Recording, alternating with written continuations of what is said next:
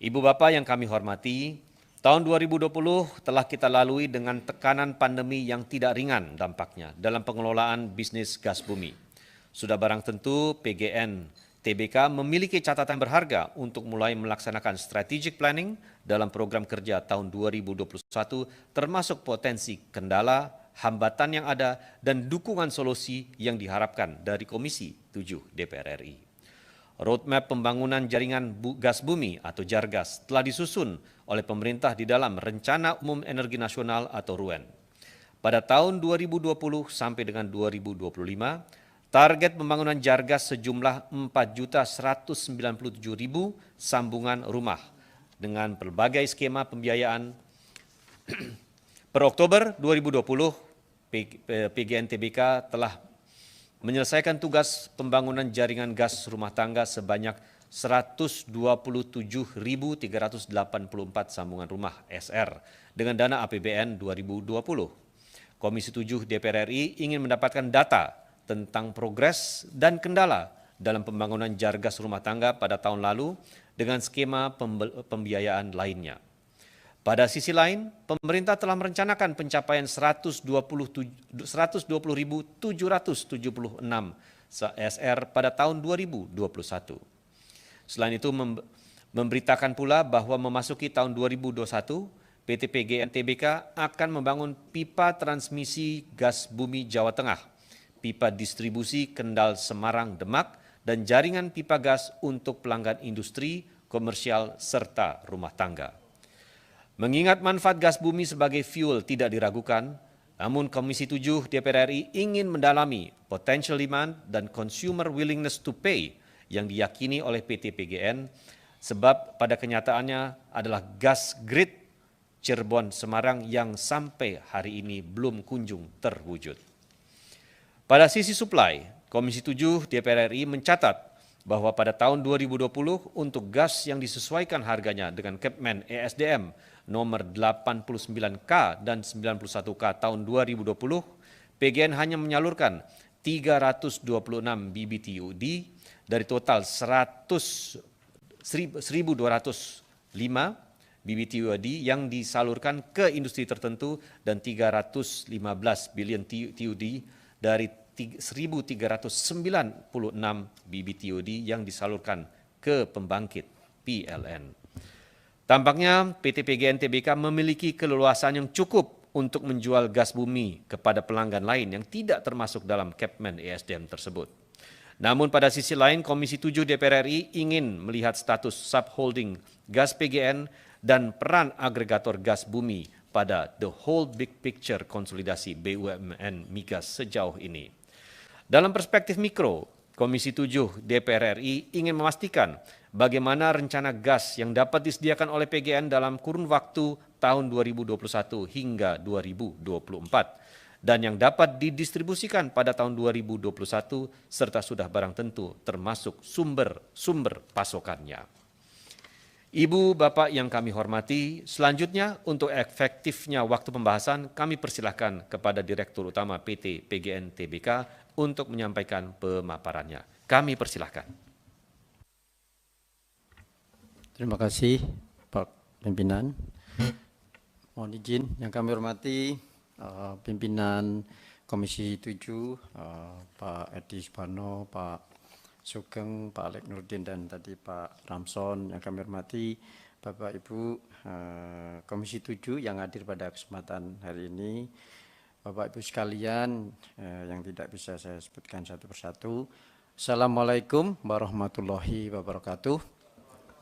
Salam sejahtera buat kita semua. Tentunya pertama-tama kami ucapkan puji syukur masih diberikan nikmat sehat sehingga hadir pada kesempatan hari ini dalam rapat dengar pendapat dengan agenda program kerja tahun 2021, prospek ketersediaan gas untuk distribusi PGN tahun 2021 sampai 2024, proyeksi volume gas yang akan didistribusikan PGN pada tahun 2021 dan lain-lain.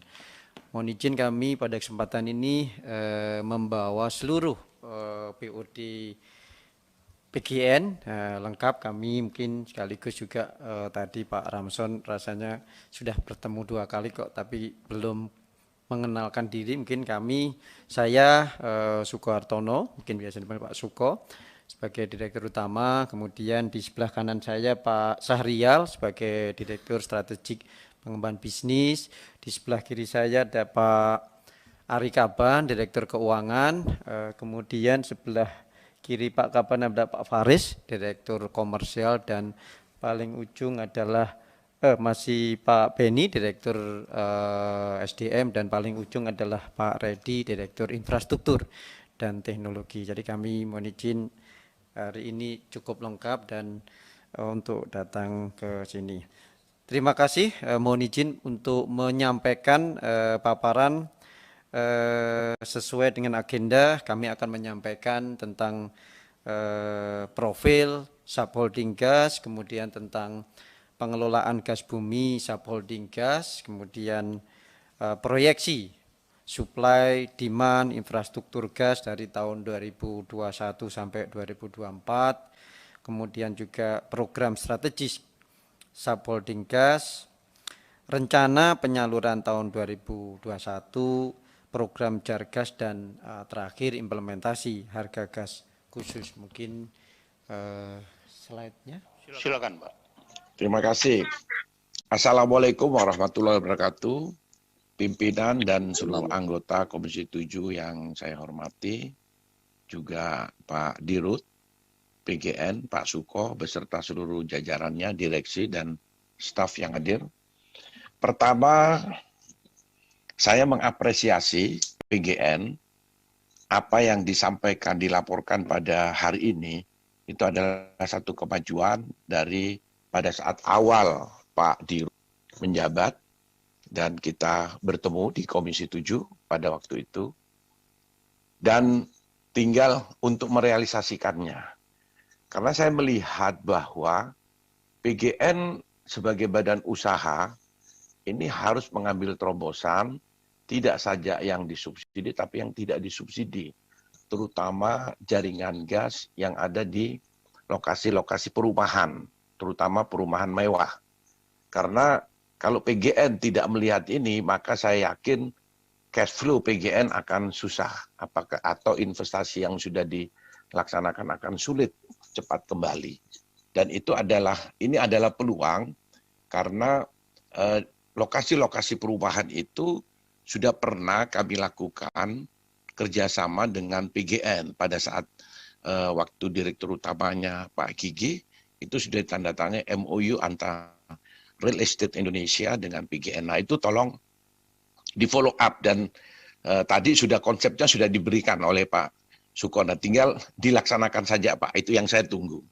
Itu yang pertama. Terus yang kedua, mohon langsung dijawab Pak Suko. Pertamina di PGN ini berapa persen sahamnya Pak? 56% Pak. 56%. Nah, ini yang jadi masalah Pak Suko dan semua teman-teman Komisi 7. Jadi PGN ini adalah perusahaan badan usaha TBK. Nah, perusahaan TBK ini tidak bisa kita melakukan treatmentnya seperti BUMN milik negara yang 100% milik negara. Karena di situ ada perusahaan, ada badan-badan hukum lain atau perorangan yang memiliki saham di sini. Sehingga inilah menjadi permasalahan PGN. Kalau ketemu dengan kita di Komisi 7, ya Bapak akan pusing. Karena apa yang disampaikan oleh para anggota, ini adalah aspirasi rakyat. Padahal yang 44% itu adalah mencari orientasinya adalah keuntungan. Kalau BUMN Pertamina, dia orientasinya meskipun mencari keuntungan, tapi ada kepentingan masyarakat atau kepentingan negara yang dijalankan. Nah, masalah ini harus Pak Suko, direksi, harus meng-clearkan dengan direksi Pertamina atau dengan Menteri BUMN.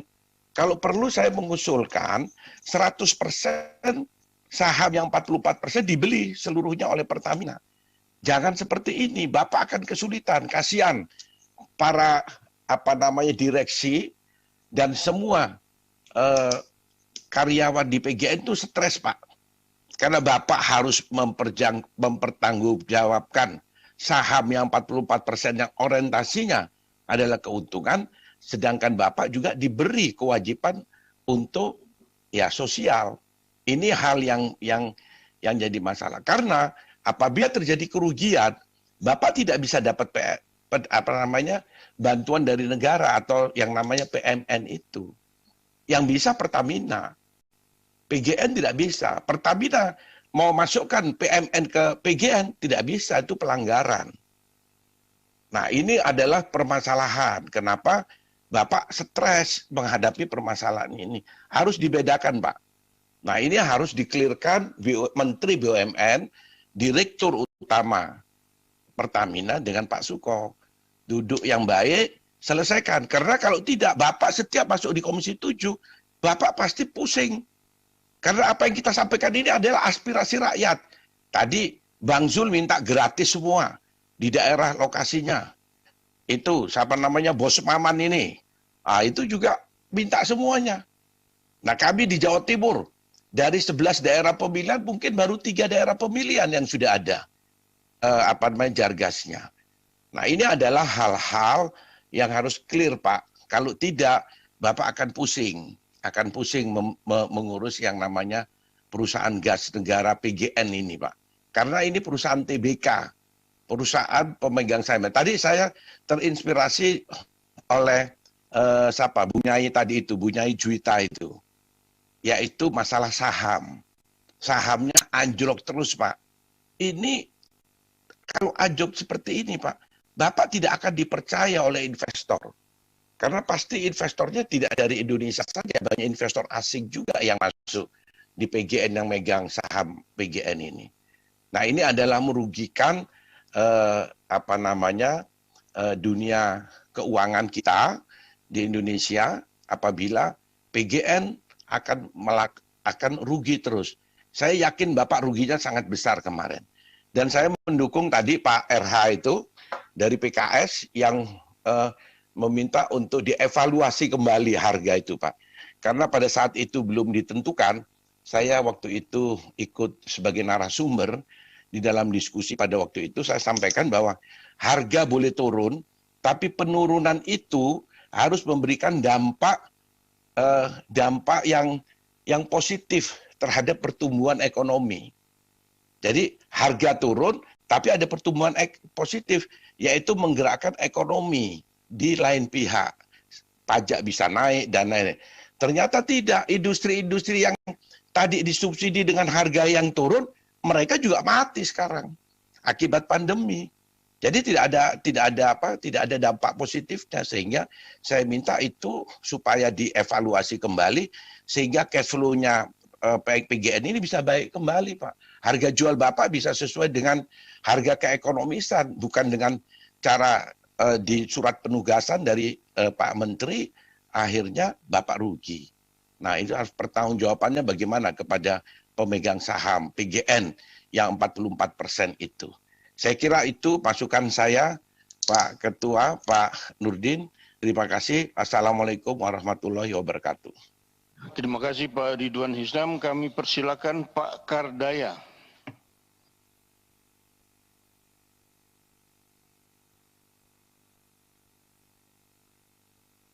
Assalamualaikum warahmatullahi wabarakatuh. Pimpinan rapat yang saya hormati, pimpinan komisi serta anggota komisi 7 yang hadir secara fisik maupun secara virtual yang saya hormati, yang saya muliakan Bapak Dirut PGN beserta jajarannya. Ada beberapa hal yang ingin saya sampaikan, tetapi saya tidak meminta waktu untuk interaktif karena ini waktunya udah mepet dan kasihan kepada yang lain yang ingin bicara. Pak Dirut, pertama mengenai data PGN mengenai gas, data Pertamina mengenai gas, data PLN mengenai gas, SKK Migas mengenai gas. Kalaupun ini gas yang dibicarakan itu gas nasional, datanya tuh nggak sama. Artinya ada kekacauan di dalam manajemen data. Padahal sudah ada yang namanya itu gas supply demand nasional. Saya yakin Pak Dirut PGN tidak pernah hadir di dalam rapat penyusunan terakhir atau keputusan mengenai supply demand gas nasional itu. Mestinya semua pimpinan dari yang terlibat di dalam gas ini, walaupun semuanya itu BUMN sebetulnya akan mudah untuk dikoordinirnya. Lebih mudah daripada kalau swasta. Pertamina, dirutnya, dirut PLN, dirut PGN, kepala SKK Migas, menteri harus duduk satu meja menyusun mengenai gas balance. Nah, hasilnya itulah yang kita pakai. Sekarang ini gas, tanya PLN kekurangan, tanya petrokimia atau tanya pupuk kekurangan, tanya sini kelebihan, tanya jadi bingung. Ujung-ujungnya Pertamina disu untuk bayar 3,7 triliun. Lalu PLN listriknya katanya mati karena tidak ada gas. Jadi bingung kan? Saya minta PGN untuk berinisiatif agar yang namanya data gas ini disatukan penyusunannya. Kalau tidak, maka ya kita kalau tidak kacau ya balo lah. Itu yang pertama. Yang kedua, saya ingin menyampaikan juga bahwa PGN ini sebagai suatu perusahaan terbuka sampai saat ini masih ambigu, masih membingungkan. Dia sendiri, PGN itu kayaknya tidak begitu firm atau tidak begitu yakin gitu. Dia ini sebagai perusahaan apa gitu. Saya pernah 4 tahun jadi komisaris PGN. Jadi saya ngerti betul apa yang ada di dalam pikirannya direksi PGN. Pada dasarnya PGN itu sebagai suatu perusahaan pesero tidak begitu berminat untuk mengadakan atau untuk melakukan jargas. Karena apa? Memberikan keuntungan yang kecil dibandingkan dengan transmisi. Itu fair aja. Itu dalam rapat komisaris sama direksi biasanya begitu. Komisaris desek-desek direksinya maunya ke sana karena kalau pakai jargas itu ya mengurangi keuntungan, lalu energi yang dikeluarkan besar dan lain sebagainya. Itu. Yang berikutnya Pak Dirut, saya ingin sampaikan juga bahwa sebagai suatu perusahaan terbuka itu harus jelas tadi disampaikan oleh yang terhormat Pak RH1 atau RH2 tuh, Pak Ridwan Hisam. Clear, PGN ini gimana? Kan perusahaan terbuka, perusahaan publik yang sahamnya dijual. Jadi kekuasaan dari pemegang saham itu penting. Tapi di sisi lain ya kita minta untuk melakukan gini-gini seolah-olah seperti bukan perusahaan PT Persero gitu. Nah, PGN pasti akan bicara kalau di depan kita ngikuti kita, kalau di depan pemegang saham ngikutin pemegang saham, di mana keduanya itu bertentangan kepentingannya. Jadi ini yang membingungkan. PGN mesti mempunyai suatu ini yang mantap gitu, suatu suatu ketentuan yang mantap harus bagaimana gitu. Jangan sampai kita udah rapat ini udah habis-habisan minta jargas diiyain semua, pada kenyataannya nanti di RUPS ditolak semua sama pemegang saham. Kan repot juga direksi PGN menghadapi semacam itu. Lalu yang berikutnya, itu disampaikan tadi oleh itu Nyai Ratna Juwita, itu dari daerah pemilihan Jawa Timur, bahwa sahamnya turun terus. Pak Dirut, publik itu melihat itu bukti bukan janji. Janjinya akan begini-begini, tapi kalau buktinya sahamnya turun, itu jeblok performance atau kinerja daripada direksi. Nah, nanti kalau kinerja direksi itu jeblok, nanti Pak Erick Thohir itu kan senangnya melihatnya dari situ. Diem-diem RUPS luar biasa gitu. Nah, kalau sudah ada kata-kata RUPS luar biasa kan repot. Nah, jadi ini saham ini harus dibikin atau berupaya supaya tidak turun. Kalau menurut saya, kenapa turun? Karena publik melihat, misalkan PGN ini sudah masuk di dalam Pertamina, tapi belum selesai. Contohnya, orang yang lain itu lambangnya Pertamina, PGN sendiri lambangnya bukan Pertamina. Artinya PGN itu masih belum mengakui Pertamina sebagai induknya. Yang kedua, itu di publik di luar itu sudah santer dibicarakan bahwa anak perusahaannya daripada PGN yang dulu anak perusahaan Pertamina langsung yaitu Pertagas tidak nurut direksinya ke direksi PGN itu. Sama sekali tidak nurut. Dan itu sudah menjadi pembicaraan umum tuh. Sehingga inilah yang menyebabkan, wah ini kalau gitu PGN ini gimana ini? Mestinya kan di root suatu perusahaan itu mempunyai kuasa terhadap direksi anak perusahaannya. Tapi hari ini di luar itu dibicarakan bahwa Pertagas sama sekali tidak nurut kepada PGN. Loh ya mau apa? Kalau gitu pasti sahamnya akan turun. Jadi saya mengharapkan ini dibenahi lah. Kalau mau bergabung, bergabunglah secara menyeluruh lah.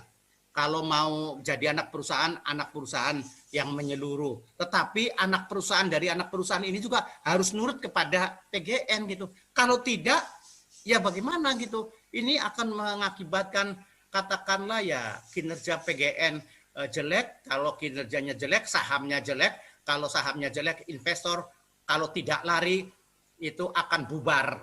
Lari masih mending, bubar. Kalau bubar itu repot. Nah, yang berikut mengenai harga. Harga gas sesuai dengan peraturan menteri. Tapi kelihatannya kan ada yang iya, ada yang tidak. Tadi disampaikan oleh Dirut bahwa kita mengikuti peraturan perundang-undangan. Kalau mengikuti peraturan perundang-undangan, harga $6 maksimum. Kenyataannya masih di atas $6. Kalau di atas $6 artinya melanggar peraturan perundangan. Kalau statementnya Pak Dirut bahwa mengikuti peraturan perundangan, maka itu melanggar peraturan perundangan. Kalau melanggar peraturan perundangan, ini konsekuensinya adalah konsekuensi hukum, Pak Dirut. Jadi mohon dipikirkan kembali dan sampaikan ini. Yang terakhir, bahwa bisnis utama PGN itu, saya ngerti betul, di dalam Dewan Direksi itu yang dituju adalah bukan infrastruktur yang seperti Jargas, tetapi transmisi. Transmisi itu diatur. Sekarang pengaturannya itu bukan kacau kalau menurut saya, kacau balau. Karena apa? Yang sudah terdepresiasi total, di mana-mana, di negara manapun, itu tol fee-nya akan turun. Dan tidak ada alasan bahwa butuh untuk investasi di tempat lain sehingga tol fee-nya tidak diturunkan atau malah dinaikkan. Itu namanya tidak sesuai dengan kaidah. Karena sudah ditentukan pada waktu awal itu bahwa membangun berapa tol fee-nya sehingga bisa pengembalian modal. Tidak ada pemikiran untuk nanti dinaikkan. Lihat di negara-negara lain, ada nggak tol fee naik? Tidak ada. Yang ada itu tol fee turun atau gratis sama sekali atau hanya bayar operating cost. Jadi inilah yang harus dipikirkan. Saya kira itu yang bisa saya sampaikan dan saya sekali lagi seperti teman-teman yang lain saya harus menyampaikan amanat dari Dapil. Dapil saya Cirebon Indramayu. Indramayu daerah penghasil gas utama di Jawa Barat. Utama di Jawa. Nggak ada daerah Jawa yang produksi gasnya itu lebih besar dari Indramayu. Gas untuk Jakarta disuplai dari Indramayu. Nah, namun demikian Indramayu itu ya dilupakan, paling hanya dikasih berapa gelintir rumah gitu. Nah, ini yang jadi masalah. Tetapi tadinya saya tidak mau menyampaikan dulu. Tetapi karena yang lain menyampaikan untuk masing-masing dapilnya, saya juga menyampaikan untuk dapil saya yang memang produsen gas dan tidak hanya produsen gas, supplier gas terutama di Jawa Barat. Nah, jadi itu yang harus dipikirkan. Maka dari itu saya kira Pak Dirut, saya tidak meminta semuanya diiyakan, tetapi nantinya hasilnya itu enggak jelas. Saya ingin Pak Dirut menyampaikan gambaran dan rencana yang realistis kepada kita. Jangan menyampaikan PHP kata anak muda zaman sekarang itu. Kalau PHP ya udah susah kita. Ketemu lagi begini, ketemu lagi begini, ketemu lagi. Saya kira itu Pak Dirut, salam sehat dari saya buat seluruh jajaran PGN, buat seluruh karyawan PGN, dan ini keadaan ini. Wablahul muwafiq ila aqwamit thoriq. Wassalamualaikum warahmatullahi wabarakatuh.